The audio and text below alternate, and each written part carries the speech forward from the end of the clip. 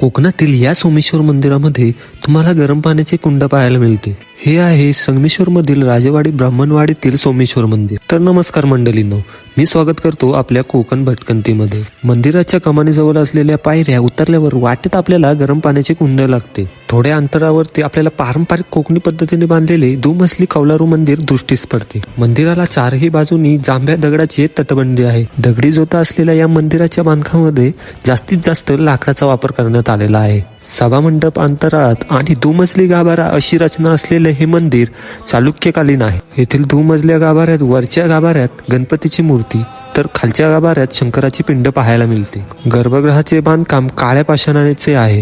येथे शिवलिंगाच्या बाजूलाच कोरीव काम केलेले दगडी खांब दिसते। या शिवपिंडीच्या गर्भगृहात ना बाजूलाच भुयारी मार्ग सुद्धा आहे। हे भुयार नजीकच्या भवानीगडापर्यंत जाते। सोमेश्वराची पूजा करण्यासाठी छत्रपती शिवाजी महाराज भवानीगडावरून या भुयारातून येत असत।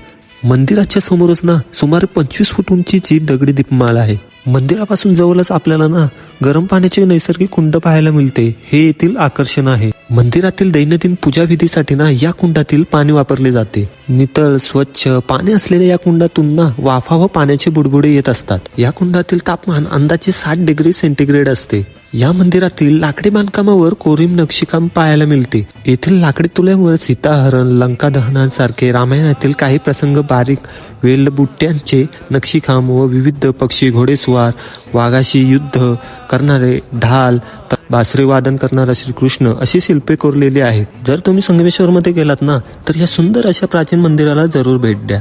तर भेटूया अशाच नवीन भटकंतीमध्ये।